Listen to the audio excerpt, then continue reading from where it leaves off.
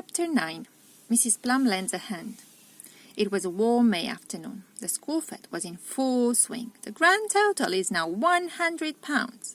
The maypole dancers were dancing and delicious smells. Ice cream, candy floss, hot dogs filled the air.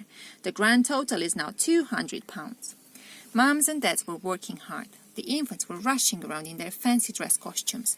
Grand total £250. Horace, with his beautiful ribbon, was lined up with the other pets in the show, and the money, £300, was pouring in. Meanwhile, Mrs. Gaskett was winning things. She guessed the weight of the cake. All I did was, and the number of sweets in a jar. She won a teddy, a bottle of wine, 3 goldfish, 5 kilograms of grass seed, and a lawnmower. And Horace saw most of it.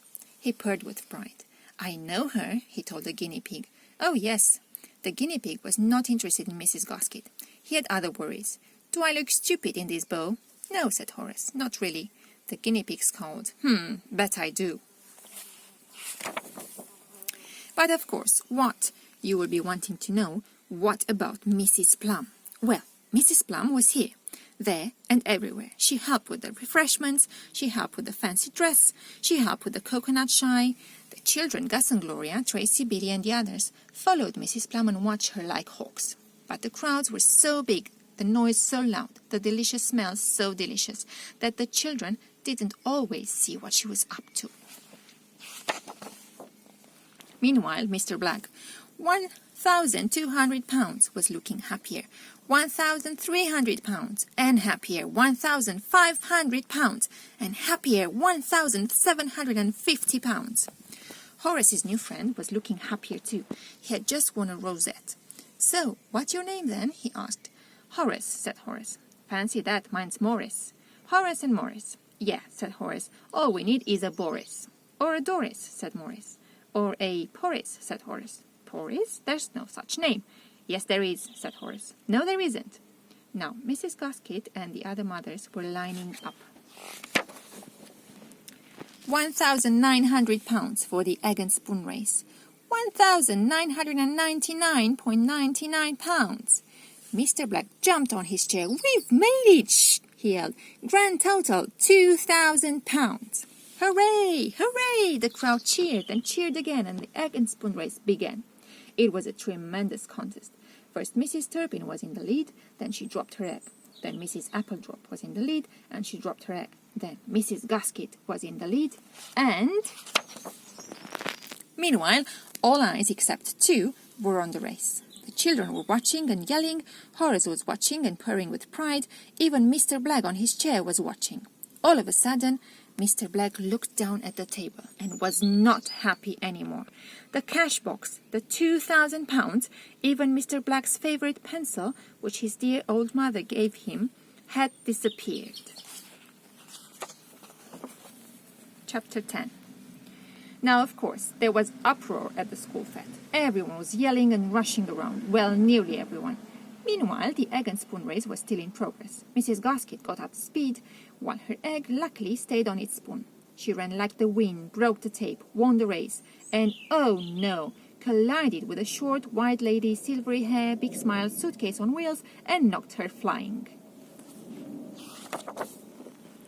Knocked her suitcase flying too, which rolled and bounced and rolled again and burst open. The crowd was astonished.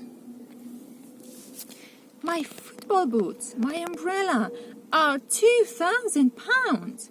And all that Mrs. Plum, as she sat on the grass with an egg in her lap, could think to say was, "Oops." Later, when the police arrived, Mrs. Plum had rather more to say. "Can't think what came over me, dearies." She smiled at Mr. Black. "Never done anything like this before." "Oh, yes, you have," said the inspector, "loads of times." "She's a very clever woman," the inspector explained. "Thank you, dearie." "Robbed more schools than I've had hot dinners. Been on her trail for ages." The inspector shook hands with Mr. Black and congratulated Mrs. Gaskett on her lucky collision. This should put a stop to Mrs. Plum and her little games for a while, I shouldn't wonder. He climbed into his police car. Chapter 11. Mrs. Gaskett's luck runs out. It was a warm May evening. Mrs. Gaskett walked home with her children, her cat, and her prizes. Gus and Gloria were telling their mum all about Mrs. Plum. Mrs. Gaskett was telling Gus and Gloria and Horace how she had won the teddy, the bottle of wine, and all the other things. All I did. Suddenly, not looking where she was going, Mrs. Gaskett walked straight under a window cleaner's ladder. Oh no, unlucky Mrs. Gaskett. Water from the window cleaner's bucket came splashing down and soaked her to the skin. And that wasn't the end of it. Next thing, would you believe it, the window cleaner himself came scrambling down, grabbed Mrs. Gaskett, hauled her to her feet, and kissed her. But what about Mr. Gaskett? Well, you've guessed it, haven't you? Yes, it was his latest job. Meanwhile, Horace was thinking hard about luck. Lucky rabbit's foot? No. Lucky horseshoe? No. Lucky four-leaf clovers? No. Lucky black cats? It was a warm May night. The Gasketts were asleep in their crowded bedrooms. The goldfish were getting used to their new home. The garage was full of grass seed. Horace and his friend were downstairs playing cards.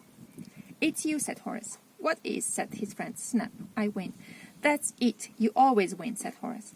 You're the lucky black cat. No, I'm not. Snap, said his friend. Yes, you are. No, I'm not. Yes, you are. No, I'm not. Yes, you are. No, I'm not. Yes, you are.